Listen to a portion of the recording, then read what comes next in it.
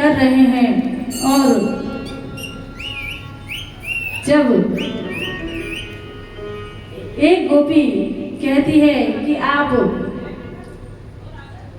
मेरे यहाँ पर माखन चोरी करने के लिए आना, तो श्याम सुंदर पीछे से जब वे चली जाती, क्योंकि जब गोपी अंदर रहती हैं घर में तब तो वे घुस नहीं सकते क्योंकि गोपी पकड़ लेगी। जब वे कहीं यत्र तत्र चली जाती हैं तभी प्रभु उनके घर में घुस जाते हैं। और जब घर में घुसते हैं तो जैसे ही माखन खाने के लिए जाते हैं तो माखन खाते हुए गोपी पकड़ लेती है। और जब पकड़ती है तो कहा कि आज तो मैं आपको माँ यशोदा के पास में लेकर ही जाऊंगी। कहा कि देखो मुझसे गलती हो गई, मैं आज के बाद तेरे घर आऊंगा ही नहीं। जब गोपी से कहा कि नहीं मेरे घर नहीं आओगे तो किसी और के यहाँ जाओगे। अरे तो तूने कहा पूरे ब्रज को ठेका ले रखो है, तो तेरे घर से मतलब। कहा कि नहीं मैं तो अब भैया यशोदा के पास जाऊंगी। लेकिन जब नहीं माने तो कहा मैं तुझे ऐसा करता हूँ। गोपी ने कृष्ण को एक कुर्सी पर बिठाया और रेशम की एक डोरी दी और कहा कि मैं तो तुझे इस कुर्सी पर बांधूंगी। लेकिन अब वह जैसे ही हाथों को बांधने लगी तो रस्सी बार बार फिसलने लगी। रस्सी जब फिसल रही थी क्योंकि रेशमी धागा था, बार बार जब फिसल रहा था क्योंकि माखन के हाथ में पहले ही थे और रस्सी भी रेशमी थी, तो बार बार जब फिसल रही थी तो भगवान कृष्ण बोले कि अरे गोपी इतनी बड़ी है गई तो पे गांठ लगावो ना आवे। तब कही कि ऐसा करो तो तुम ही सिखा दो कि गांठ कैसे लगावे। कहा कि ठीक है बैठ कुर्सी पे बैठ गई। और जब कुर्सी पे बैठी तो भगवान ने ही कुर्सी पे बैठी हुई गोपी को कुर्सी से ही बांधा और कहा कि देख ये एक लपेटा, ये दूसरा लपेटा और ये एक गांठ, ये दूसरी गांठ और ये घुर्र गांठ। कहा कि ये घुर्र गांठ क्या होती है। कहा कि इसके बाद कोई दूसरी गांठ होती ही नहीं। जो गांठ किसी से ना खुले उसे ये घुर्र गांठ कहते हैं। अब तो कहा कि ठीक है अब मैं सीख गई, अब यह गांठें खोल दो। कहा कि हमारे गुरुजी ने बांधो ही सिखाया, खोलवो ना सिखाया। अब बैठी रही यहीं, अब तो चले अपने घर। गोपी को वहीं छोड़ करके भगवान अपने घर चले जाते हैं। ऐसे अनेकों लीलाएं प्रभु करते हैं और गोपियां बड़े प्रसन्न मन से सभी लाला के साथ में आनंदित होती हैं। कभी कहती हैं कि आप हमें नाच कर दिखाओ तब हमें आपको माखन देंगे। कहा कि ये तो गोपी गलत बात है। मैंने यदि आपके सामने नाचा और आपने कह दिया कि अरे आपका नाच तो 2 कौड़ी का भी नहीं लगा, तो फिर तुम तो मुझे माखन ही नहीं दोगी। कहा कि नहीं तुम तो नाचो, बस हमें अच्छा लगेगा तो हम तुमको रू देंगे। भगवान कृष्ण नाचते हैं और नाचते हैं तो गोपी बोली अरे लाला तुम्हें तो नाच ही ना आवे, ये कोई नाच है। कहा कि गोपी मैंने तो ते पहले ही कह के तो यही बात है कहेगी। अब तो माखन खिलाना है तो खिला, नहीं तो फिर बता मैं कहीं दूसरों को देखूं। तो गोपी बड़े प्रेम से कृष्णा को माखन खिलाती हैं और माखन जब खिलाती हैं तो अपना प्रेम उनको प्रदान करते हैं। हर गोपी के घर में प्रभु जाते हैं और अपने प्रेम से उनको निहाल करते हैं। तो गोकुल में प्रभु ने अनेकों लीलाएं की हैं। आइए हम भी प्रभु की उन लीलाओं को एक भजन के माध्यम से श्रवण करें। सभी तालियों की सेवा के साथ उस भजन का आनंद लें।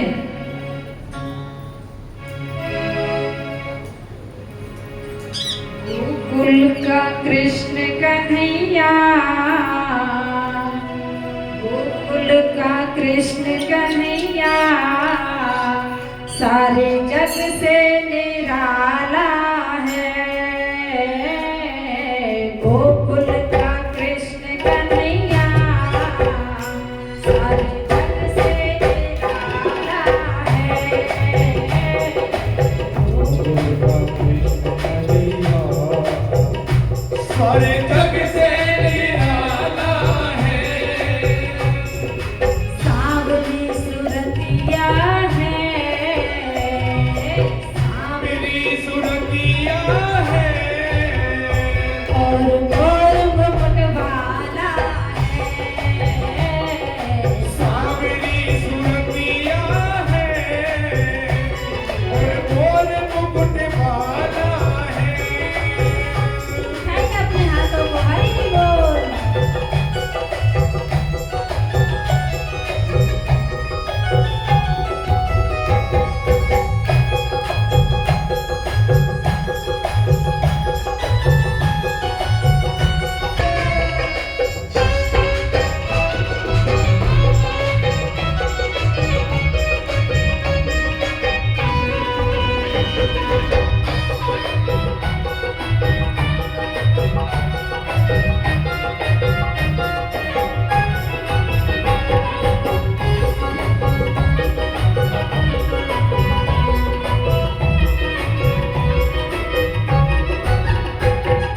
भोल भाल मुखड़े की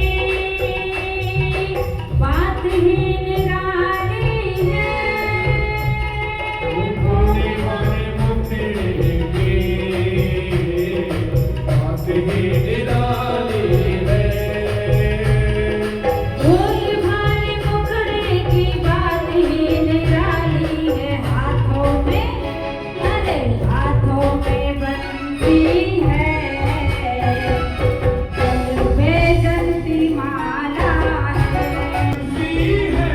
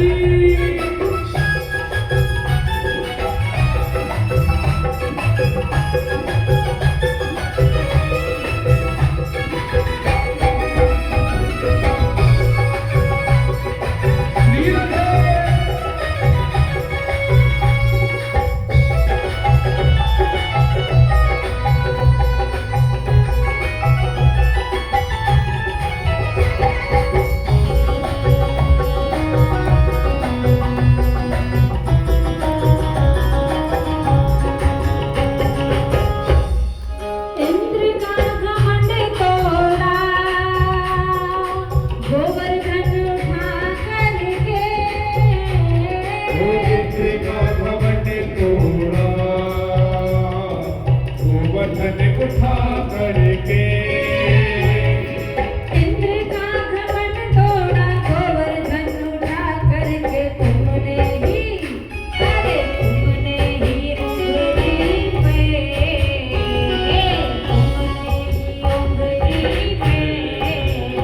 पर्वत को संभाला है। वो तुमने ही उंगली पर है। गोकुल का कृष्ण कन्हैया सारे जग से निराला है। अरे उठाइए अपने हाथों को, हरि बोल। श्री राधे।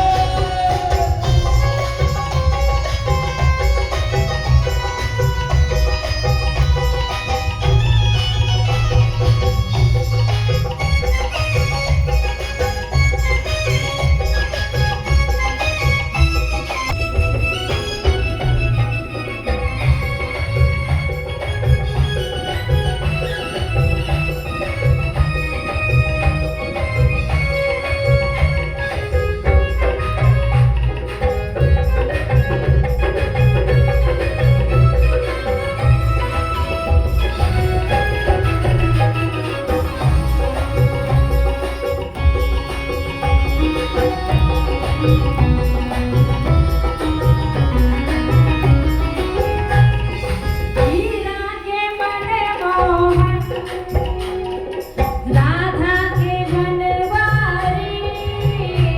ओ मीरा के मनमोहन, राधा के बनवारी। अरे नाच तेरी बंसी पे, नाच तेरी बंसी पे सारी ब्रजवाला है। ओ नाच तेरी बंसी पे सारी ब्रजवाला है। गोकुल का कृष्ण कन्हैया सारे जग का निराला है। अरे गोकुल का कृष्ण जग से निराला है।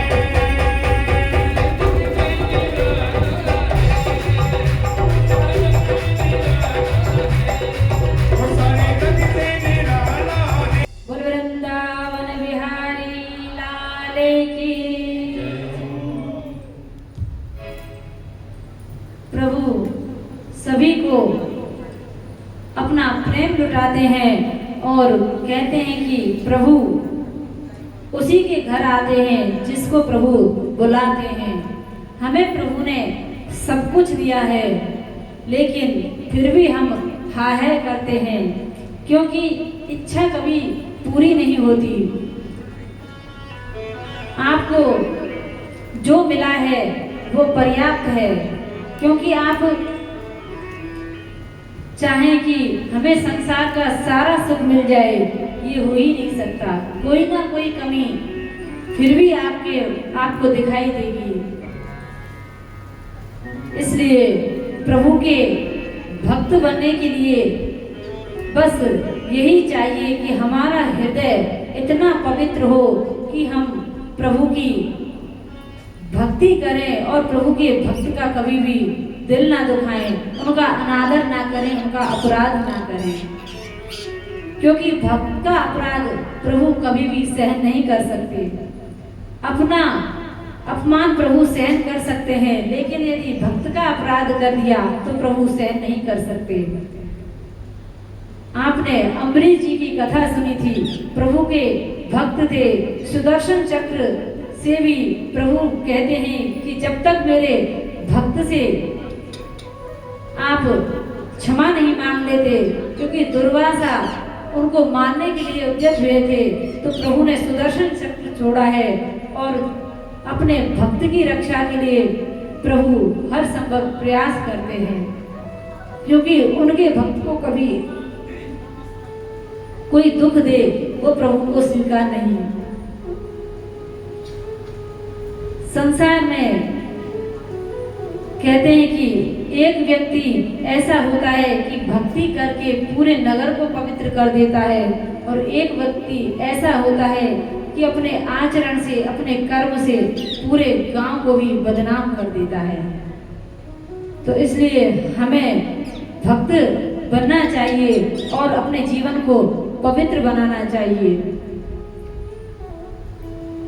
तो कहते हैं कि प्रभु ने हमको सब कुछ दिया है, सभी को, जैसे कंठ दिया कोयल को तो रूप छीन लिया, रूप दिया मोर को तो इच्छा छीन ली, दी इच्छा इंसान को तो संतोष छीन लिया, दिया संतोष संत को तो संसार छीन लिया, दिया संसार चलाने देवी देवताओं को तो उनसे मोक्ष छीन लिया। मत करना कभी भी गुरूर अपने आप पर ए इंसान, भगवान ने तेरे और मेरे जैसे कितनों को मिट्टी से मिलाकर, मिट्टी से बनाकर मिट्टी में ही मिला दिया। इसलिए इस मिट्टी के शरीर पर इतना अहंकार नहीं करना चाहिए, क्योंकि भगवान ने ये मिट्टी से बनाया है। यदि प्रभु इसमें से निकल गए तो ये कुछ भी नहीं है। इसलिए इस तन पर, धन पर और घर मकान दुकान पर कभी भी अहंकार नहीं करना चाहिए। संसार में इंसान बस इन्हीं चीजों में धंसा रहता है। इंसान दुनिया में इन 3 चीजों के लिए ही मेहनत करता है कि मेरा नाम ऊंचा हो, मेरी पहचान हो, मेरा लिबास अच्छा हो और मेरा मकान दुकान खूबसूरत हो। और प्रभु सबसे पहले यही छीनते हैं। तीनों चीजों को प्रभु सबसे पहले ही बदलते हैं। कहते हैं कि नाम को स्वर्गीय कर देते हैं, लिबास को कफन में बदल देते हैं और मकान को स्मशान में बदल देते हैं। इसलिए इन सब चीजों पर व्यर्थ का अहंकार हमें नहीं करना चाहिए। प्रभु का नाम गाना चाहिए। इस संसार में हम आए हैं प्रभु के नाम के लिए। जितना हो सके प्रभु का कीर्तन करना चाहिए और जो भी भक्ति करता है उसको कभी भी हमें रोकना नहीं चाहिए, टोकना नहीं चाहिए कि अरे आप क्यों सेवा दे रहे हो, क्यों दान कर रहे हो, क्यों आप व्यर्थ में भगवान का नाम कर रहे हो, नाम जप कर रहे हो। अरे कुछ नहीं होता भगवान का नाम गाने से। व्यर्थ की बातें व्यक्ति बहुत करते हैं। कहते हैं कि पुल और दीवार बनाने में दोनों में एक सा सामान लगता है, वही ईंट, वही बजरी, वही सीमेंट, लेकिन पुल दोनों को जोड़ने का काम करती है और दीवार अलग करने का काम करती है। इसलिए आप ऐसा बने कि व्यक्ति प्रभु से आपके द्वारा जुड़े और सत्संग में आपके द्वारा यदि कोई एक व्यक्ति भी आ गया तो फिर आपको भी उसका फल मिलेगा। तभी संत जन कहते हैं कि आप कथाओं में जाओ, सत्संग में जाओ तो किसी आस पड़ोस वाले को जरूर लेकर के जाओ, क्योंकि ऐसी जगह पर खींच कर ही व्यक्ति को लाया जाता है, अपनी इच्छा से कोई नहीं जाता।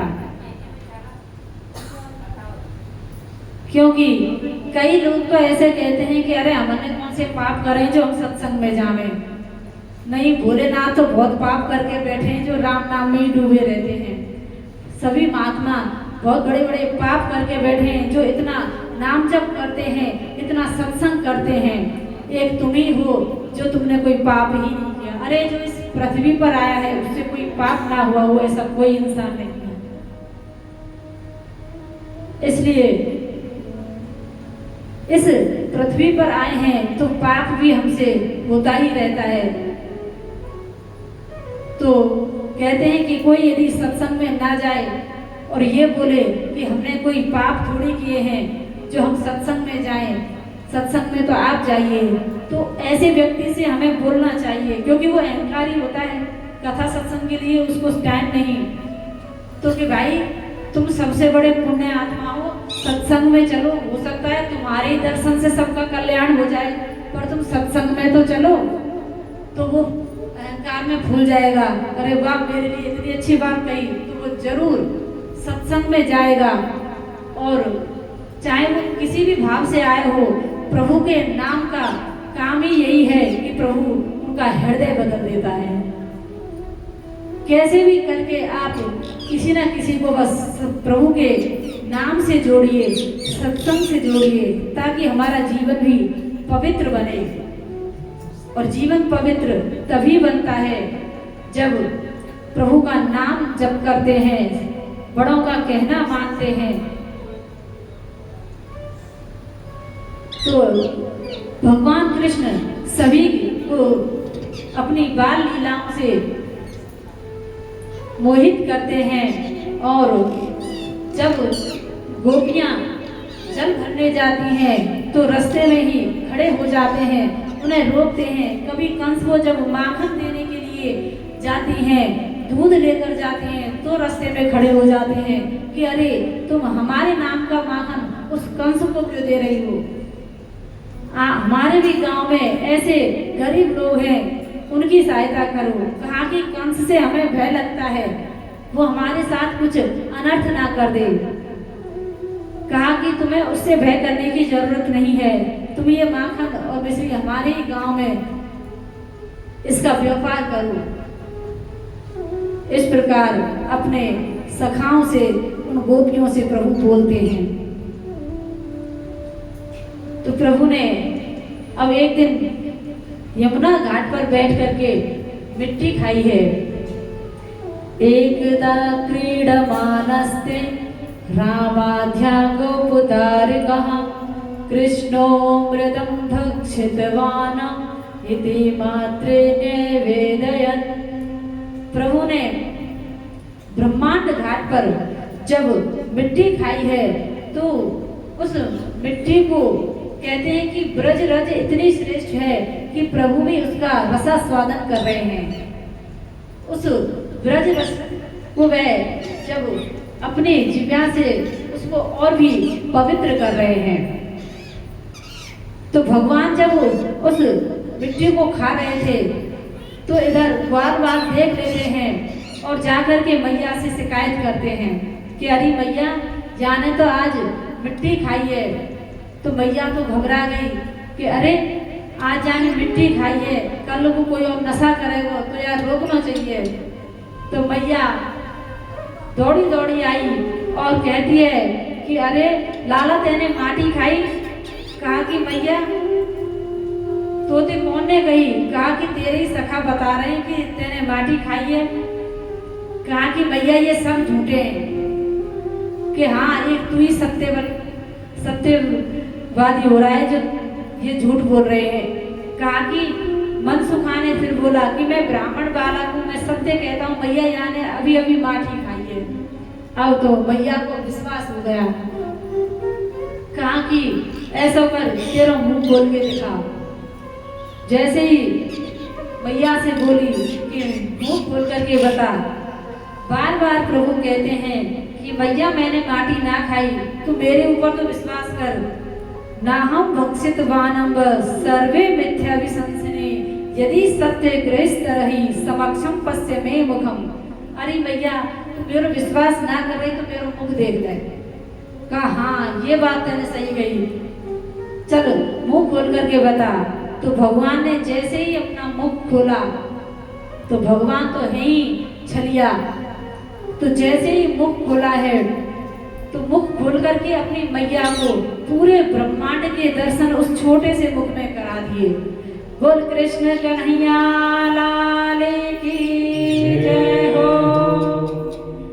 ज्योतिष चक्रम जलम तेजो नभस्वान वे देव जय वैकारी कारणी इंद्रियाणी मनोमात्रा गुणस्त्री है। सूर्य देखा, जल देखा, अग्नि देखी, आकाश देखा, पृथ्वी, पहाड़, नक्षत्र, चर अचर सब कुछ उन्होंने उस छोटे से मुख में ही देख लिया। तो भगवान ने जैसे ही ये दृश्य दिखाया तो मैया तो मूर्छित होकर के पृथ्वी पर गिर पड़ी। अब तो प्रभु ने मैया को अपने हाथों से उठाया, जल के छींटा दिए और मैया जब होश में आई हैं तो मैया कहती हैं लाला, मैंने अभी तेरे मुख में चंद्रमा, सूर्य, पहाड़, झरना, पता नहीं क्या क्या देखा। अरे भैया तू भी भूरी है, मेरे मुख में ये सब कहाँ से आ जाएंगे? मेरा मुख तो इतना छोटा है। तो बार बार जब कही तो मैया कहती है कि एक बार खोल के और दिखा। तो जैसे ही खोल के दिखाया तो अब कछु ना है। तो मैया कहती है कि है सके मैंने कोई सपना देख लिया हो।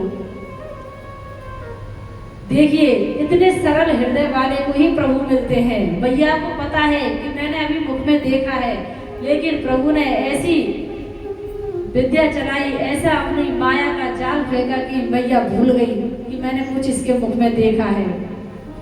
तो इस प्रकार जब मिट्टी खाते हैं तो प्रभु अपनी लीला उनको दिखाते हैं। कहते हैं कि नंद बाबा और माँ यशोदा के घर में ही प्रभु क्यों आई? इन्होंने ऐसा कौन सा पुण्य किया था जो प्रभु इनके घर में बालक बन के आए और अपनी बाल लीलाओं से इनको मोहित कर रहे हैं। कहा कि ये कोई साधारण इंसान नहीं थे, ये द्रोणो वसुना प्रवरो धरया स भार्यया करिष्यमाव आदेशान ब्रह्मणस्तमोवाच है। ये पूर्व जन्म में नंद बाबा द्रोण नाम के वसु थे। यशोदा जी इनकी पत्नी धरा थी। ये द्रोण ब्रह्मा जी की सभा में गायन का कार्य करते थे। एक दिन द्रोण जब गा रहे थे तो धरा सुंदर वस्त्र आभूषण पहन करके जब सभा में आई थी तो वे लय ताल भूल गए और उन पर मोहित हो गए। इतने में ब्रह्मा जी ने जब देखा तो उन्हें श्रापित कर दिया। कहा कि तुम्हारी बुद्धि, तुम्हारा मन इंसानों की तरह हो रहा है, इसलिए तुम्हें इंसान बनना पड़ेगा।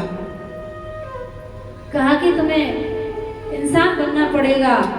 तब द्रोण और वसु कहते हैं कि हमें इंसान तो बनना पड़ेगा, लेकिन हमारा कल्याण कैसा होगा, कैसे होगा? तब उन्होंने कहा कि बस हमारी तो एक ही इच्छा है कि हम प्रभु की बाल लीलाओं का आनंद लेना चाहते हैं।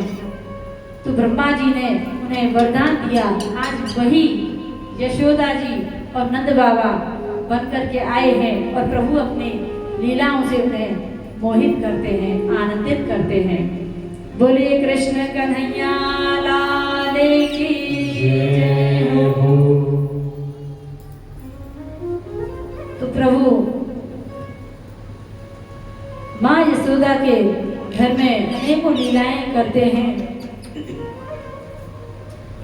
एक दिन जब मैया दधि मंथन कर रही थी, क्योंकि सभी को माँ ने आज जो घर के सेवक थे उनको आने से मना कर दिया। आज माँ स्वयं दधि मंथन करती हैं। एकदा गृह दासीसु यशोदानंद गेहिनी कर्मांतर नियुक्तासु निर्मंथ स्वयं दधि। भगवान का कार्य खुद आज माँ यशोदा कर रही हैं। हमें भी प्रभु का कार्य स्वयं करना चाहिए। जब हम अपना बाल गोपाल वृंदावन से लाते हैं या कहीं से लाते हैं तो उनको दूसरे की देखा देखी में ले तो आते हैं, या कह लीजिए आपको थोड़ी देर के लिए ये भाव हुआ कि हमारे घर में गोपाली होनी चाहिए, हम ले तो आते हैं, लेकिन फिर उनकी जब सेवा नहीं बनती तो हम कभी बच्चे से बोलते हैं, कभी किसी से बोलते हैं, अरे जब तुम लेकर के आए हो, अपनी जिम्मेदारी पर लेकर आए हो, अपने भाव से लेकर आए हो, तो सेवा भी आपको ही करनी है। कभी कोई ऐसा अवसर आ जाता है तो आप जैसे मंदिर में बैठाते हो सोवड़ सूतन में, तो मंदिर में ही बैठे रहते हैं। ये नहीं कि आपका कार्य वो पूरा हो गया, सूतक पूरे हो गए, सोवड़ निकल गई, तो कम से कम गोपाल जी को ले जाएं और उनकी फिर से सेवा करें। कहीं तो मंदिर में ही छोड़ देती हैं। जब आपको कठिन लगता है, आप उन्हें संभाल नहीं पाती, तो आपको लेकर भी नहीं आना चाहिए। आप चित्रों की सेवा करें, क्योंकि मूर्ति की यदि सेवा करोगे तो उसके कुछ नियम हैं।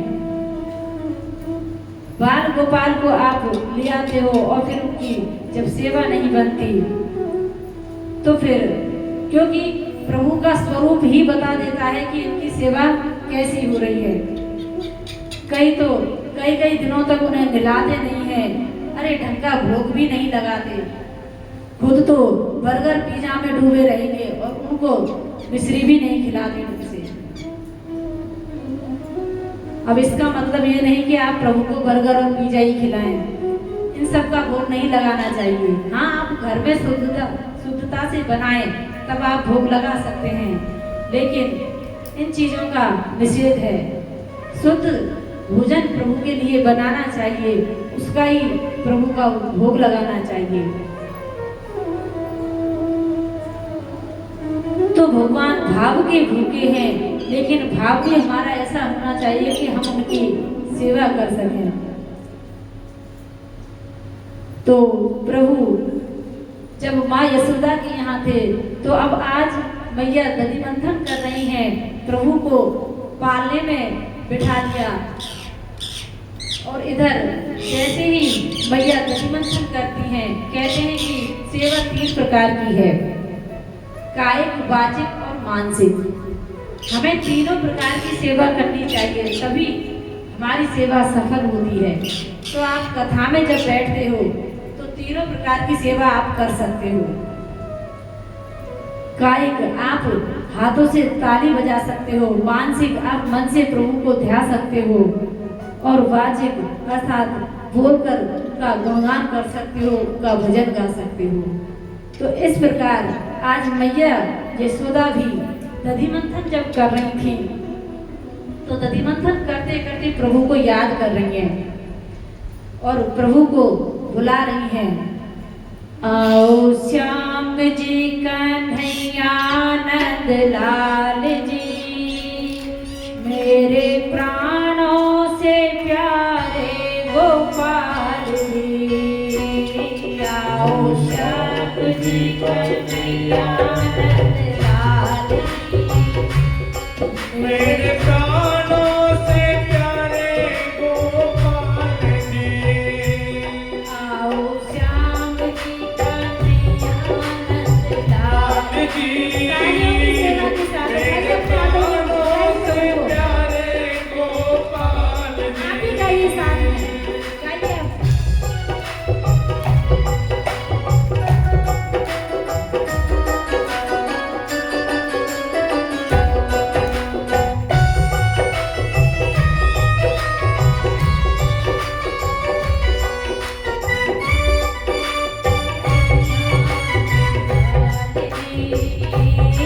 मेरे प्राणों से प्यारे गोपाल जी, आओ श्याम जी कन्हैया नंद लाल जी, मेरे प्राणों से प्यारे गोपाल जी।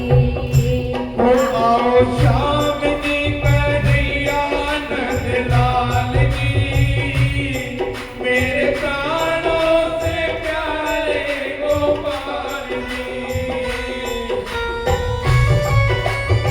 उठाइए अपने हाथों को, बुलाइए प्रभु को, हरि बोल।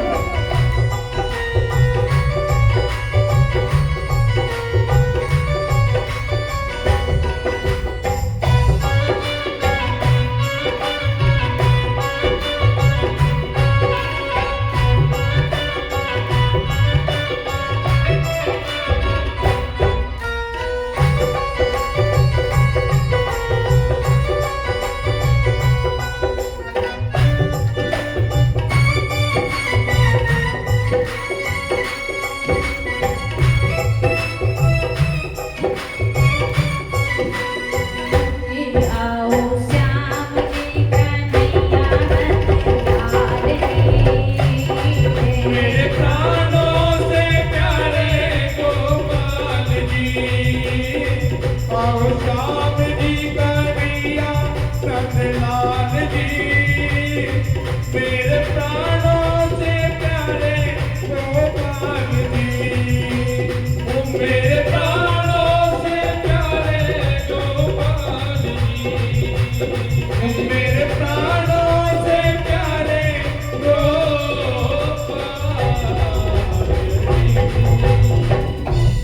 बोल कृष्ण कन्हैया लाल की जय। जय श्री राधे।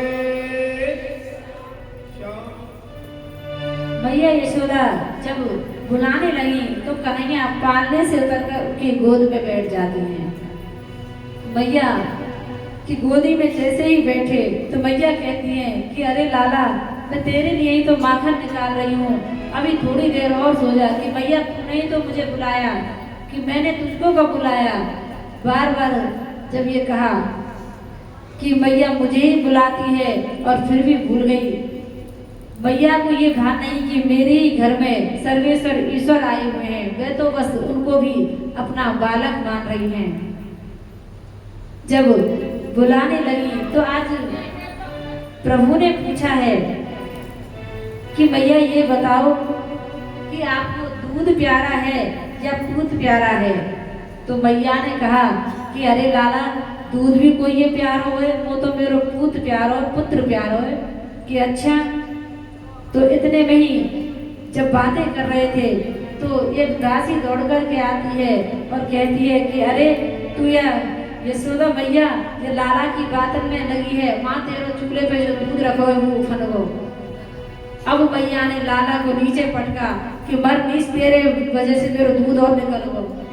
मैया का जी दो ही जगह अटका रहता है, दूध में और घी में।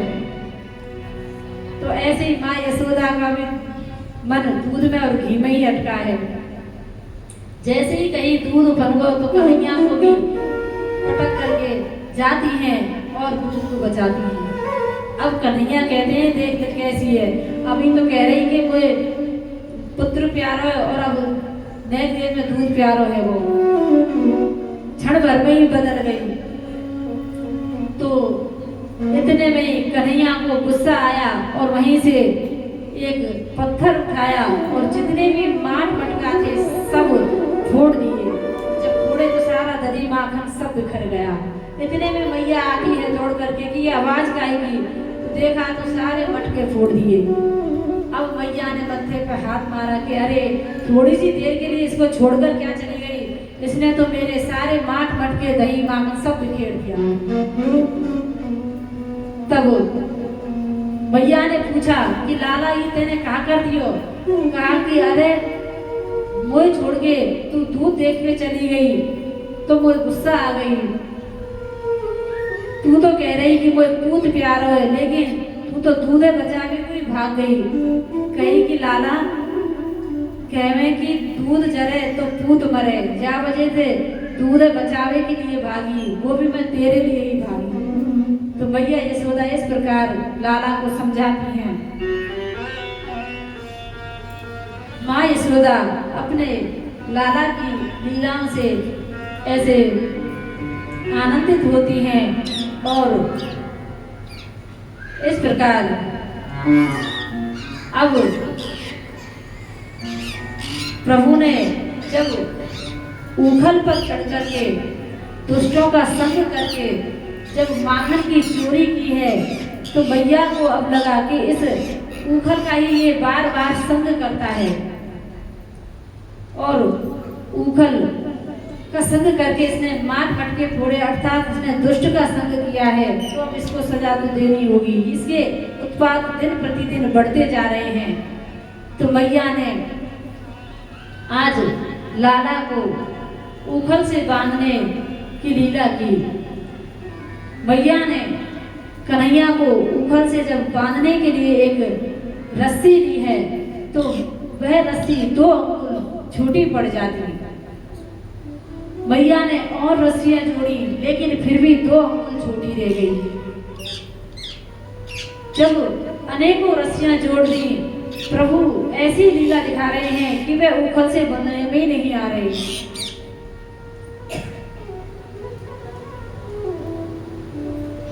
संत जब कहते हैं कि फिर बरसाने से जब रस्सी मंगाई गई तब उस रस्सी के द्वारा जब प्रभु बांधे गए तब प्रभु बंध गए। और एक भाव यह भी है कि प्रभु को लगा मैया इतनी देर से प्रयास कर रही है तो क्यों ना अब मुझे बंध जाना चाहिए। भगवान तभी भक्त के बंधन में बंधते हैं जब प्रभु चाहते हैं। उनकी चाह के बगैर वो किसी भक्त के बंधन में भी नहीं बंधते। तो ऊखल से जब बांधती है तो अब प्रभु कहते हैं कि मुझे ऊखल से इसलिए बंधना पड़ा क्योंकि जो यमला अर्जुन के वृक्ष हैं मुझे उनका भी उद्धार करना है। कहा कि ये यमला अर्जुन के जो वृक्ष हैं ये कौन है? तब श्री सुखदेव जी राजा परीक्षित जी से कहते हैं कि ये कोई साधारण वृक्ष नहीं है। नल, कुबेर और मणिग्रीव जो कुबेर के पुत्र हैं यही पेड़ बनकर के माँ यशोदा के आंगन में खड़े हुए हैं। एक बार देव ऋषि नारद जी का इन्होंने अपमान कर दिया। ये एक सरोवर में स्नान कर रहे थे और जब ये स्नान कर रहे थे तो इधर देवऋषि नारद आते हैं और जब देवऋषि नारद आए तो इन्होंने देवऋषि नारद जी को प्रणाम नहीं किया तो इनको श्राप दे दिया कि अरे तुम इतने बड़े बाप के बेटे होकर के, कुबेर के बेटे होकर के भी तुम्हें इतना नहीं पता, कोई संत महात्मा आ जाए तो उन्हें प्रणाम करना चाहिए, तुम्हें धन का अहंकार है इसलिए तुम जड़ हो जाओ, अर्थात तुम वृक्ष हो जाओ।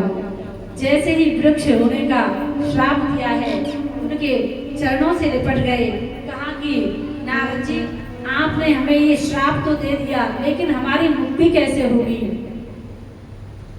तब कहा कि जब भगवान कृष्ण अवतार में आएंगे तब उनके ही द्वारा तुम्हारा उद्धार होगा। जब कृष्ण अवतार लेकर के प्रभु अब आए हैं तो मैया ने ऊखल से बांधा है।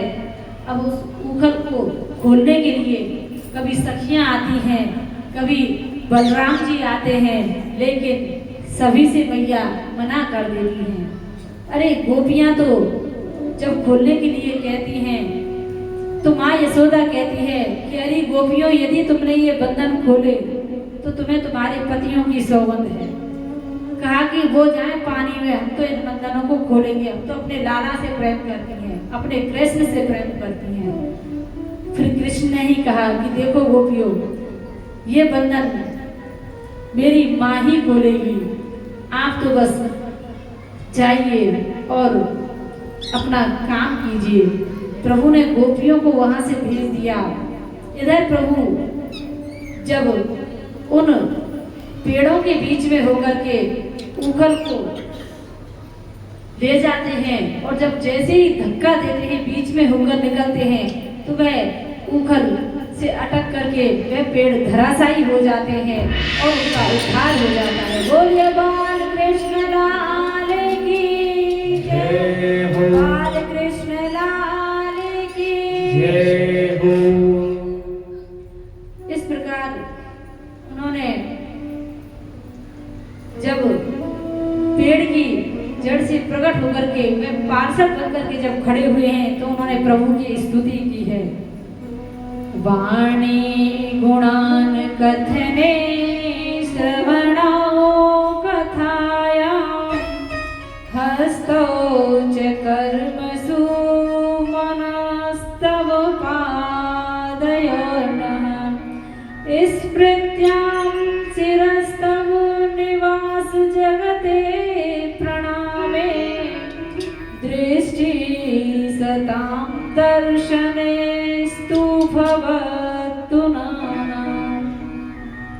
उन्होंने स्तुति की है कि भगवान से आप हमें बस यही वरदान दे कि हम आपका गुणगान गाते रहें, आपका गान करते रहें। इस प्रकार जब प्रभु से वरदान मांगा है तो प्रभु ने उनको वरदान दिया और कहा कि आगे किसी भी संत का और भक्त का अपराध नहीं करना, क्योंकि जो भक्त का अपराध करता है वो मुझे बिल्कुल भी अच्छा नहीं लगता। तो भगवान अपने भक्त पर हर संभव रक्षा करते हैं अपने भक्त की। जब भी वह पीड़ा में होता है प्रभु उसे उभारने के लिए आते हैं। कहते हैं कि भगवान कब किस रूप में आपके पास आ जाए आपको भी ये पता नहीं चलेगी। जो भगवान की भक्ति करते हैं संत जन वे जानते हैं, क्योंकि हम तो प्रभु का सत्संग करते हैं, घर गृहस्थी में फंस जाते हैं। इन चीजों को आंतरिक भाव से हम समझ नहीं पाते, लेकिन जब आप संतों से उनके भाव जानते हैं तब आपको पता चलता है कि प्रभु क्या है। तो एकनाथ नाम के एक भक्त हुए हैं महाराष्ट्र में। वे प्रभु की बहुत भक्ति करते थे। पंडरीनाथ की जब भक्ति करते थे, विठल नाथ की भक्ति में ही खोए रहते थे। तो सौराष्ट्र में एक भक्त जब द्वारिकाधीश के दर्शन के लिए जाता है तो वहां देखता है कि द्वारिकाधीश तो वहां है ही नहीं। तो द्वारिकाधीश जब वहां नहीं थे तो उसने रुदन मचाया और प्रभु के वियोग में जब वह रोया है तो प्रभु ने कहा कि मैं तुझे यहाँ नहीं मिलूंगा। कि प्रभु आप कहाँ हो? कहा कि मैं तो अपने भक्त एकनाथ के यहाँ हूँ। कहा कि वहाँ क्या कर रहे हो? अरे वहाँ मैं अपने भक्त के यहाँ सेवा कर रहा हूँ, बर्तन साफ कर रहा हूँ। बताइए, अपने भक्त के लिए वह सेवा करने के लिए भी आ जाते हैं।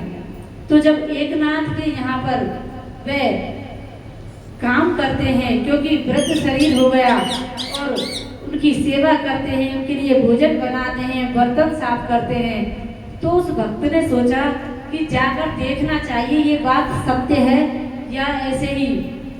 तो सौराष्ट्र से चलकर वह भक्त महाराष्ट्र में ही उनके एकनाथ जी के पास में जाते हैं। जब पूछते हुए उनके पास गए तो तखत पर एक वृद्ध व्यक्ति बैठे हैं और कहा कि एकनाथ जी कहाँ हैं? कहा कि मैं ही एकनाथ हूँ। और जब एकनाथ जी बोलते हैं कि मैं ही एकनाथ हूँ, उनको प्रणाम करते हैं और कहते हैं कि मुझे आपके ठाकुर जी के दर्शन करने हैं, आपके भगवान के दर्शन करने हैं। तो एकनाथ जी ले जाते हैं अपने मंदिर में कि लो कर लो हमारे प्रभु के दर्शन। कहा कि ये वाले नहीं, सच्चे वाले भगवान के दर्शन करते हैं। कि भैया तो ये झूठे लगते होंगे, मेरे लिए तो यही सच्चे हैं। फिर उन्होंने पूछा है कि यहाँ पर कोई खड़िया नाम से आपका कोई दास है, कोई सेवक है? कि हाँ है तो सही। जैसे ही कहा कि है तो उसको विश्वास हो गया कि आप एक बार बस उसको बुला लो। जब उसको बुलाया है तो उनके दर्शन करके वह भक्त भी धन्य हो गया। बोलिए भक्त वत्सल भगवान की जय हो। तो भगवान अपने भक्त के लिए अनेकों रूप धारण करते हैं। हमें भी वह सामर्थ है, लेकिन हम क्या है कि आधे अधूरे भक्ति करते हैं। जब हम भी पूर्ण भक्ति में उतर जाएंगे तो आज नहीं तो कल प्रभु हमें अवश्य मिलेंगे। तो हमें प्रभु की सच्ची भक्ति करनी चाहिए। जो दिखावा करता है, अरे कई माताएं तो ऐसी होती हैं कि किसी को देवी आती है, किसी को गंगा जी आती है। अरे ये सब व्यर्थ की बातें हैं, कोई किसी में नहीं आता। ऐसे ऐसे बड़े सिद्ध महापुरुष हैं, उनको तो कभी ना गंगा जी आई, ना उनके अंदर कभी हनुमान जी आए, ना कभी उनके अंदर कोई देवी आई।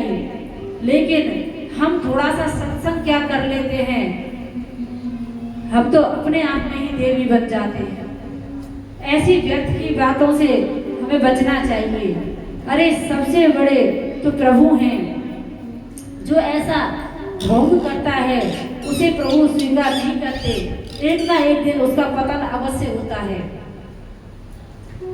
इसलिए ऐसा दिखावा भी ना करें कि हम ही सबसे बड़े श्रेष्ठ भगत हैं।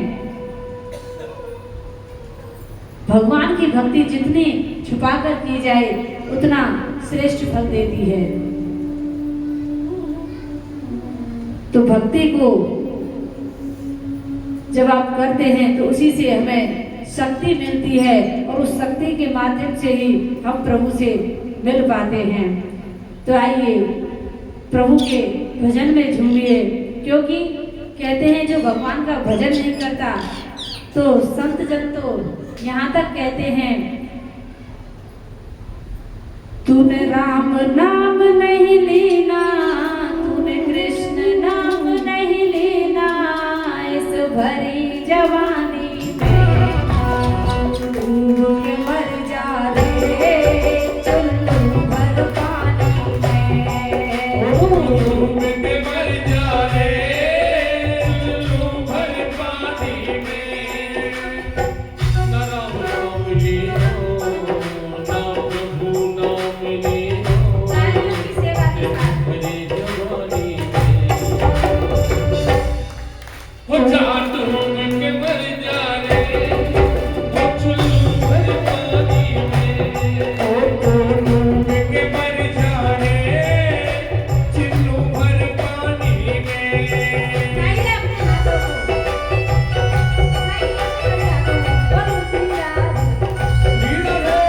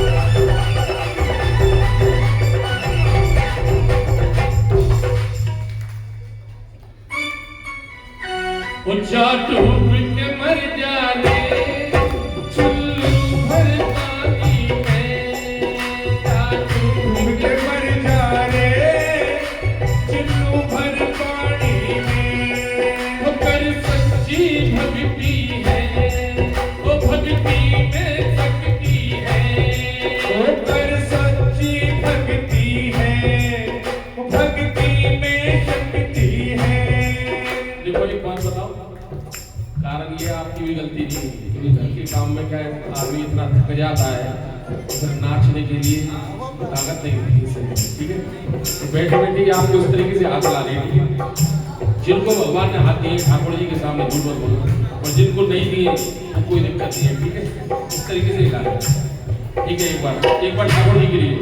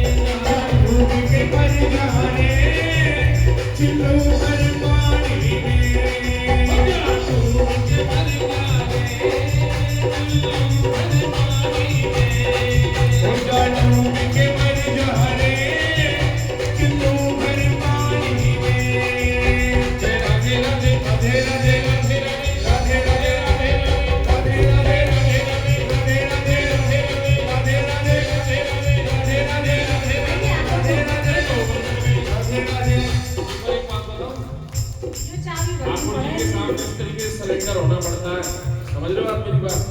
हाथ खड़े करके हम आपके भरोसे, अब जो अपने भरोसे है वो तो यूं रखना आता हो, जो ठाकुर जी के भरोसे वो खड़े कर लेना, ठीक है। जय राधे राधे, जय राधे राधे,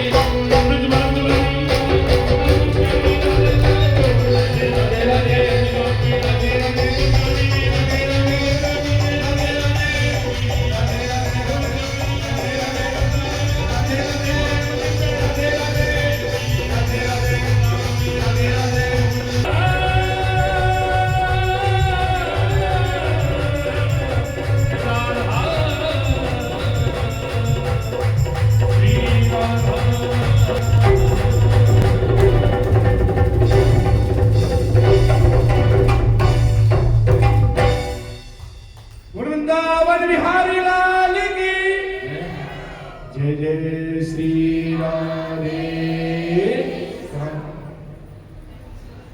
घड़ी तो ऐसा है, हाथ भी ऊपर करने पर चाबी भरनी पड़े। जब तक कोई ऐसी बात ना बोल दे तब तक ये हाथ भी खड़ी नहीं करे। तो धक्का स्टार्ट है, कहना पड़ता है एक बार। बर वृंदावन बिहारी लाल की। प्रभु ने अनेकों लीलाएं ब्रज मंडल में की हैं। एक दिन प्रभु ने फल बेच बेचने वाली पर कृपा की है। फल बेचने वाली इसीलिए फल बेचती है ना किसी दिन तो हमें प्रभु के दर्शन, तो वह यत्र तत्र फल बेचकर आ जाती है और नंद भवन की द्वार पर ही आवाज लगाती है ताकि कृष्ण सुन ले और वह फल लेने के बहाने मुझसे बस दर्शन देने के लिए आ जाए। अब इस भाव को प्रभु जान गए। जब फल बेचने वाली आती है तो प्रभु अपने हाथों में अनाज लेकर के जब जाते हैं तो जब अपने दोनों हाथों में अनाज के दाने लेकर जा रहे हैं फल लेने के लिए, तो वह छोटे छोटे हाथ हैं। जैसे ही वह नंद भवन से बाहर जा रहे हैं तो वे दाने गिरते जा रहे हैं और हाथ में कुछ ही 2-4 दाने बचे और उस फल वाली मैया से बोले हैं कि आप हमें फल दीजिए। कहा कि मैं आपको फल दूंगी लेकिन आप एक बार मुझे मैया कह दो। कहा कि अरे मेरी मैया तो भीतर बैठी है, मैं आपको मैया क्यों कहूँ। कहा कि नहीं, एक बार बस मैया कह दो तो मैं सारे फल आपको दे दूंगी। तो भगवान भी अपने भक्त का भाव जान गए और पीछे जाकर के ऐसे गले में हाथ डाल करके उस फल वाली से बोले कि भैया अब तो हमें फल दे दो। तो वह भाव विभोर हो गई और उसने सारे फल कन्हैया को ही दे दिए। अब जब वह दर्शन करके जा रही है अपनी टोकरी को सिर पे रख के, तो कहते हैं फल विक्रयणी तस्य चित धान्यम करद्वयम फलेर पूरयद रत्नहि फल भांडम पूर्जः। जब फल लेने के लिए प्रभु आए और कुछ ही 2-4 दाने जो प्रभु ने दिए थे उनको ही अपने उस टोकरी में रख के जब वह जा रही थी तो प्रभु ने रास्ते में ही कृपा कर दी और जो टोकरी थी हीरे मोतियों और रत्नों से भर दी। जब हीरे मोती और रत्नों से वह भरी है तो वह खुद से उतर नहीं रही, किसी की सहायता से जब वह उतरवाई है तो देखती है उसमें तो रत्न भरे पड़े हैं। अब वह कहती है अरे लाला, मैंने तुझसे ये सब कम मांगा था, मैं तो बस तेरे दर्शन की प्यासी थी। जब इस प्रकार अपने आप से ही बातें कर रही थी, कहा कि ये तो सब भक्ति से दूर करते हैं, तुझसे दूर करते हैं, मुझे ये सब नहीं चाहिए, मुझे तो बस आपके दर्शन चाहिए थे, सो मिल गए। सारे रत्नों को यमुना जी में बहा देती हैं और प्रभु की भक्ति करती हैं। अब इधर नंद बाबा बोलते हैं कि जब से हमारा पुत्र हुआ है तब से कोई ना कोई आपत्ति इस गोकुल में आ ही रही है। कभी कोई राक्षस आता है, कभी कोई राक्षस आता है। तो ऐसा करते हैं हम इस गोकुल को छोड़ करके वृंदावन चलते हैं। सभी ब्रज सखा राजी हो गए और अपना अपना सामान रख के वृंदावन की ओर प्रस्थान किया है। और जब वृंदावन की ओर प्रस्थान किया और वृंदावन में जब उस शोभा को देखा है तो वृंदावन की उस सौंदर्य को देख करके वृंदावनम गोवर्धनम यमुना पुलिनानि च वीक्षासीदुत्तमा प्रीति राम माधव योर्निरपः। वृंदावन में यमुना का तट है और पेड़ों की सुंदर छाया है और उस यमुना के किनारे जब सभी ने देखा कि हम यहीं रुक जाते हैं, इतना सुंदर दृश्य है, यहीं हमारे गौओं के लिए भी चारा मिलेगा और हम अब यहीं पर निवास करेंगे। सभी उस वृंदावन में रहने लगते हैं और अब वृंदावन में रहकर प्रभु ने कहा मैया अब मुझे गौ चराने के लिए जाना है। देखिए प्रभु गौ सेवक हैं, कहते हैं कि आप गाय की सेवा कर ली तो ठाकुर जी की सेवा स्वतः ही कर ली, क्योंकि प्रभु गाय में ही वास करते हैं। आप गौ की सेवा करते हो तो प्रभु कहते हैं कि मेरी इष्ट है गौ माता, आप उसकी सेवा करोगे तो मैं स्वतः ही प्रसन्न हो जाऊंगा। तो आज प्रभु कहते हैं कि भैया मैं गौ चारण के लिए वन में जाऊंगा। कहा कि पुत्र अभी तुम छोटे हो, अभी ऐसा करो, छोटे छोटे बछड़ों को लेकर के जाओ और छोटे छोटे बछड़ों को ही आप जंगल में ले जाकर उन्हें घास आदि चरा कर के लेके आओ। तो बलराम जी और कृष्ण दोनों जाते हैं और वहां जब जाते हैं तो बछड़ों को छोड़ देते हैं, वे घास खाते रहते हैं। इधर अब एक राक्षस को अवसर मिल गया।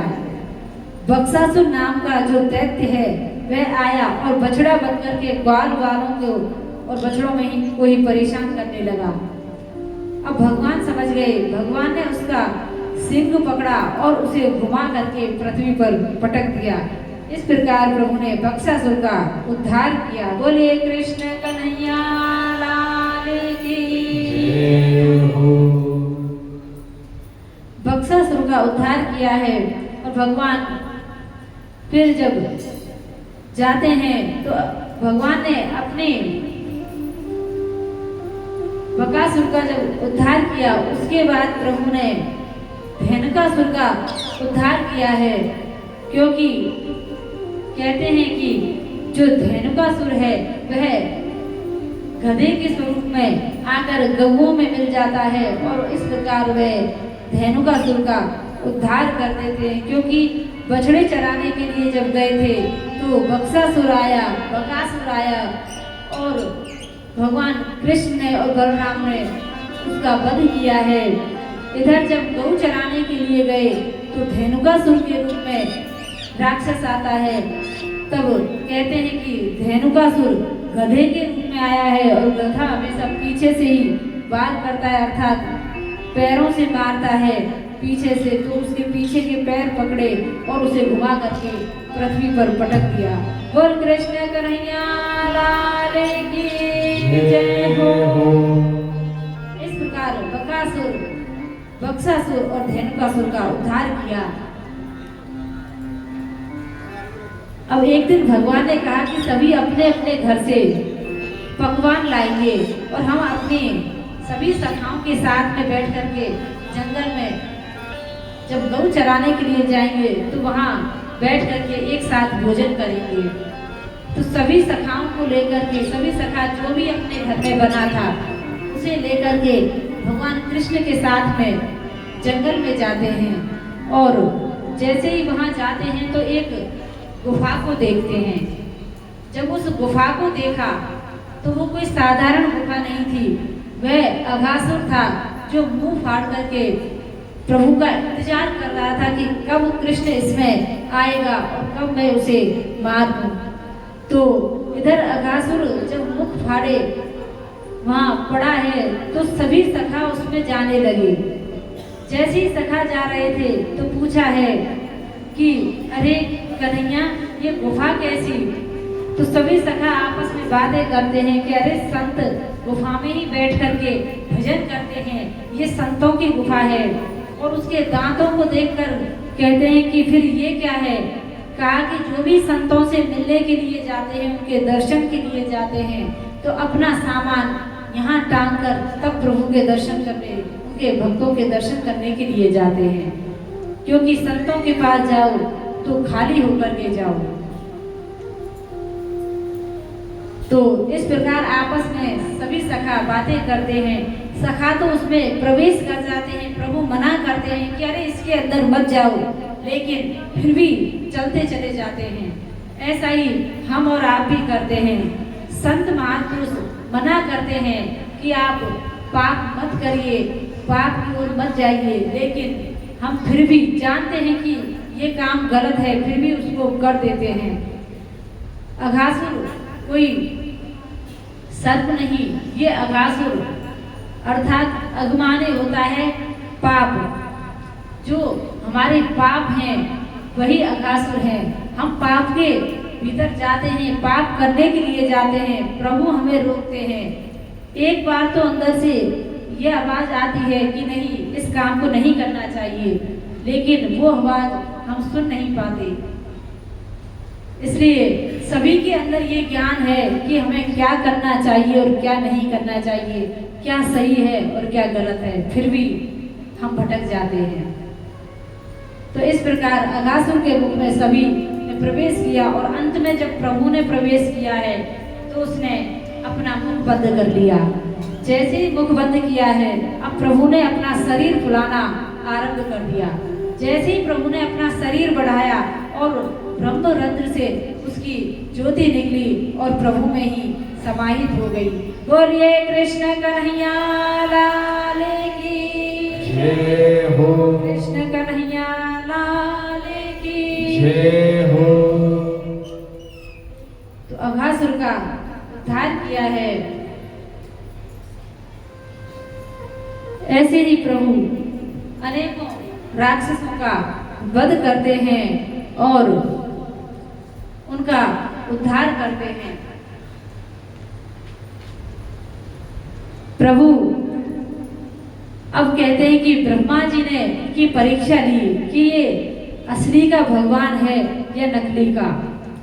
जब भगवान गौ चराने के लिए जाते हैं तो सभी सखाओं के साथ में जब भोजन कर रहे थे, क्योंकि वे जब अघासुर को मारते हैं तो इस घटना को 1 वर्ष हो जाती है, लेकिन सखाओं को पता ही नहीं चलती। वे तो सोचते हैं कि अभी कुछ ही देर की बात है। सभी सखाओं को वे बुलाने लगे और कहा कि कन्हैया चलो अब कुछ खा लेते हैं। सभी के बीच में प्रभु बैठ जाते हैं। जो भी सखा जो पकवान लाता है उसमें से थोड़ा थोड़ा सभी प्रभु को देते हैं, लेकिन जो मनसुखा है वो लज्जित होकर के प्रभु के पास से चला जाता है, क्योंकि उसके पास कोई ऐसा पकवान नहीं था जो प्रभु को दे सके। गरीब ब्राह्मण बालक था, उसके पास खट्टी छाछ थी, उसको प्रभु पान ना कर ले, इसलिए वो एक वृक्ष के पीछे जाकर के बैठ करके उसको पीने लगा।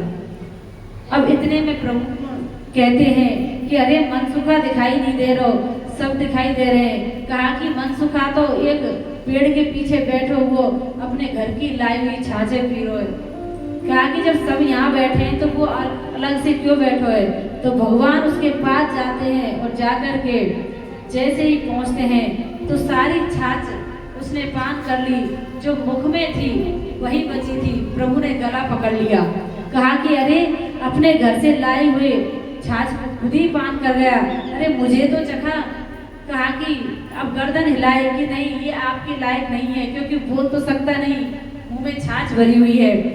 तो प्रभु ने उसके मुख से मुख लगाया और उस छाछ को पान कर गए। इतने में ब्रह्मा जी ने ये दृश्य देख लिया। कहा कि ये काहे का भगवान जो ग्वाल वालों की झूठी छाछ पी रहा है, और ये भगवान हो ही नहीं सकता। अरे क्या माता पिता अपने बच्चों का झूठा नहीं खाते? वो भी हम सबका माता पिता है और वह भी इस जगत के पिता हैं। तो वह जब इस संसार में लीला करने के लिए आए हैं तो प्रभु यही दिखाना चाहते हैं कि मेरा भक्त कैसे भी मुझे चाहता है, मैं उसे उसी प्रकार से उसी भाव से चाहता हूँ। तो जैसे ही ये दृश्य ब्रह्मा जी ने देखा तो उसने सभी गौओं को चुरा लिया और ब्रह्मलोक में जाकर के बैठ गए। जैसे ही बछड़ा और गौ ये सब चुराए हैं, यहाँ तक कि ग्वाल वालों को भी वह उठा करके ले गया। और अब प्रभु सोचते हैं कि अरे अभी तो सभी यही थे, कहाँ गए? इधर उधर देखा है, आवाज लगाई, लेकिन ना तो गौ दिख रही है ना ही ग्वाल वाल दिख रहे हैं। अब तो ब्रह्मा जी जैसे ही वहां ले जाते हैं तो प्रभु ध्यान लगाकर देखते हैं कि अरे ये तो ब्रह्मा जी ने लीला कर दी। तो अब प्रभु जाते हैं ब्रह्मलोक और वहां जाकर के जैसे ही देखते हैं, क्योंकि ब्रह्मा जी तो कहीं गए हुए थे, इतने में द्वारपालों से बोल दिया, ब्रह्मा जी के स्वरूप में ही प्रभु गए थे। कहा कि देखो मेरे जैसा यदि कोई आए तो उसे आने मत देना, क्योंकि बहरूपिया बहुत घूमते हैं। कहा कि ठीक है, आप जाइए। ब्रह्मा जी बनकर प्रभु ब्रह्मा जी की उस कमल आसन पर जाकर के बैठ जाते हैं। इधर ब्रह्मा जी जब आते हैं तो द्वारपाल रोक देते हैं। कहा कि आप कहाँ जा रहे हो? अरे तुम्हारी बुद्धि भ्रष्ट हो गई है, तुम अपने ही मालिक को आने से रोक रहे हो। कहा कि हमारे मालिक तो भीतर बैठे हैं, आप कौन हो? आप जाइए यहाँ से। जब पार्षदों ने बार बार कहा तो वे विचार करने लगे। उन्होंने जैसे ही देखा तो प्रभु आसन पर विराजित हैं। अब तो वह बहुत लज्जित हो गया और ब्रह्मा जी ने प्रभु की स्तुति की। 40 श्लोकों में ब्रह्मा जी ने प्रभु की स्तुति की है और कहते हैं प्रभु की 4 परिक्रमा करनी चाहिए, ठाकुर जी की 4 परिक्रमा हमें देनी चाहिए। लेकिन ब्रह्मा जी 3 परिक्रमा करके ही पुष्कर में जाकर के बैठ गए और वहीं प्रभु का भजन करने लगे, क्योंकि प्रभु ने उन्हें माफ नहीं किया। क्यों माफ नहीं किया? क्योंकि उन्होंने भक्त और भगवान को दूर किया था। इसलिए भगवान ने ब्रह्मा जी को क्षमा नहीं किया। ब्रह्मा जी जाकर के वहां भजन करने लगे। इस प्रकार जब प्रभु ने बछड़ों और गौओं को, क्योंकि जब ब्रह्मा जी लेकर गए थे तो प्रभु ने ऐसे ही बाल गोपाल और ये सब बना दिए थे और अपने अपने घरों में सब चले जाते थे, गौए बना दी। 1 साल तक किसी को ये बहान नहीं रहा कि हमारा बच्चा हमारे पास नहीं है। जब ब्रह्मा जी की लीला को प्रभु ने पूरा किया तो अपने बनाए हुए बाल सब गायब कर दिए और असली वाले सभी वापस लेकर आए हैं और फिर सभी के साथ में बैठ करके प्रभु ने पकवान खाए हैं, उनके साथ बैठ करके भोजन किया है। प्रभु देखिए प्रेम के भूखे हैं। सभी ग्वाल वालों के बीच में प्रभु जगदीश्वर ईश्वर होकर भी बड़े प्रेम से रहते हैं।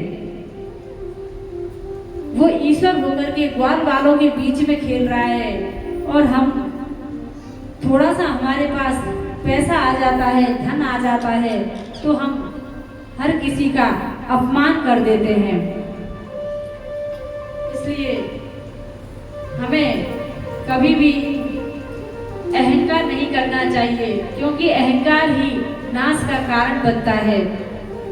अब प्रभु ने यमुना किनारे जाकर के सभी ग्वाल वालों से कहा कि चलो हम जाकर के गेंद बल्ला खेलेंगे। और जैसे ही कहा तो सभी राजी हो गए कि हाँ ठाकुर, पर गेंद तो है ही नहीं। कहा कि गेंद मनसुखा लाएगा। अब मनसुखा से जब कहा तो उसने एक गेंद तैयार करी। कहा कि देखो मैं गेंद तो तैयार कर रहा हूँ, लेकिन यदि मेरी गेंद खो गई तो मुझे नई ला करके देनी पड़ेगी। अब तो सभी राजी हो गए, सभी ग्वाल बाल जाते हैं, क्योंकि यमुना के किनारे जब प्रभु गए, क्योंकि जब भी गौ माता जल पीती थी कोई भी पक्षी उसके ऊपर से उड़कर जाता था तो उसके विष से वह मर जाता था। अब प्रभु ने सोचा कि इसमें कालिया नाग है, इसका भी हमें मर्दन करना पड़ेगा, तब जाकर के यमुना महारानी शुद्ध होंगी। तो प्रभु ने ये खेल रचाया है और उस खेल के ही माध्यम से उस यमुना जी के जल को प्रभु अब साफ करेंगे और कालिया नाग का मर्दन करेंगे। आइए कालिया नाग के उस भाव को भजन से गाते हैं और देखिए थोड़ी देर में गोवर्धन पूजा होगी। सभी प्रेम से गोवर्धन जी की पूजा करेंगे और एक साथ आप खड़ी मत हुआ करो, बैठे हुए इतने सुंदर लगते हो। आप 2-4 माताएं आए पूजन करें और फिर बैठ जाएं, फिर 2-4 माताएं आए, क्योंकि जो नृत्य करे वो खड़ी रहे और जो नहीं करे वो बैठी रहे, तभी पांडाल की शोभा लगती है। और आप एक साथ चढ़ जाते हो, तो इसलिए ऐसी अव्यवस्था हमें नहीं करनी चाहिए। अरे आप तो नित्य प्रति कथा श्रवण करते हो तो हमें इतना तो आना चाहिए। इसलिए इन बातों का हमें ध्यान रखना चाहिए। कि आरती होती है, जैसे अब आरती हो रही है तो आरती सभी को करनी है। थोड़ी थोड़ी घुमाइए और दूसरी महिला को दे दीजिए, फिर थोड़ी घुमाइए, और जब एक ही लेके बैठी रहेगी तो फिर दूसरी को मौका कैसे मिलेगा। इसलिए ऐसा सोचना चाहिए कि सबको ये अवसर मिलना चाहिए। प्रभु सबके हैं और कथा भी सबकी है, इसलिए हमें सभी को प्रेम भाव से इस कथा में आनंद लेना चाहिए। गौर वृंदावन बिहारी लाल की जय हो। काली जय। उमेर 1200 कन्हैया, ओ मेरा भरोसो कन्हैया, हर काली जय मेरा भरोसो कन्हैया, काली जय पे खेलन आयो रे मेरो भरोसो कन्हैया, मेरा भरोसो कन्हैया, ओ मेरा भरोसो कन्हैया, ओ मेरा भरोसो कन्हैया, मेरो भरोसो कन्हैया, काली जय पे खेलन आयो रे मेरो भरोसो कन्हैया, ओ काली जय पे खेलन आयो रे मेरो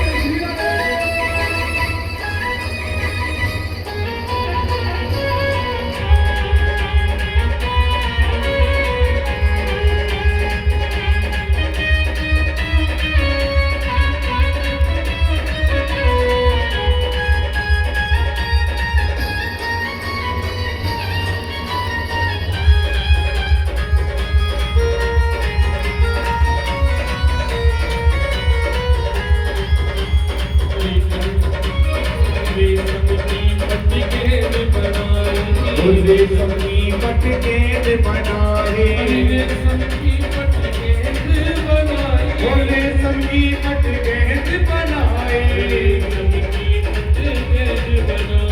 बोले सभी पट गेंद बनाए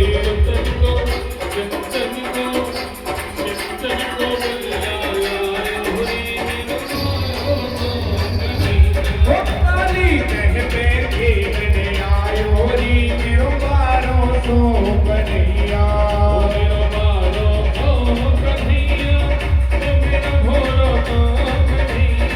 ओ मेरो बारों सो कन्हैया मेरो छोटो सो कन्हैया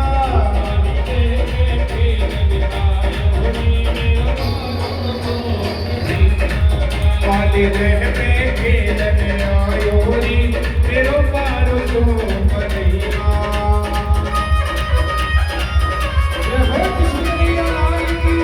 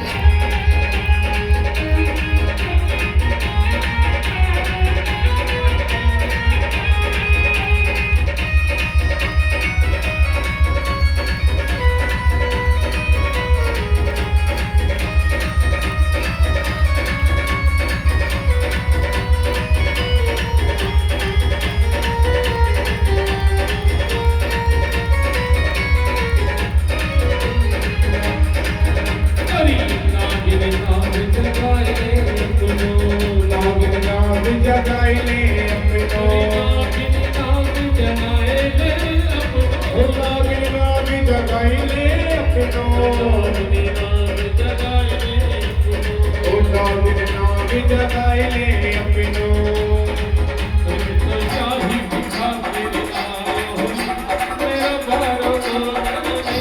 ओ काली देह पे खेलने आयो री मेरो बारों सो कन्हैया ओ मेरो बारों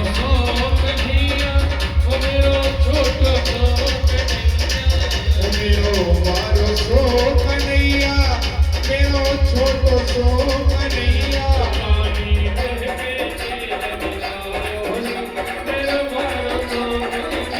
ओ काली देह पे खेलने आयो री मेरो बारों सो कन्हैया दोनों हाथ ऊपर ताली बजाते हुए जी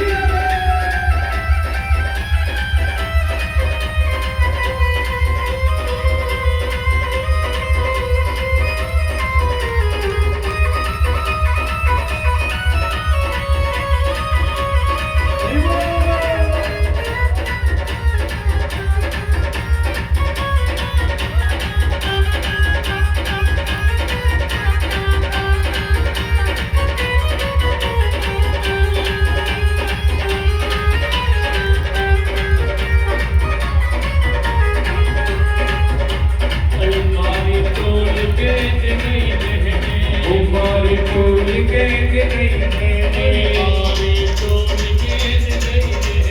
हमारे टोल के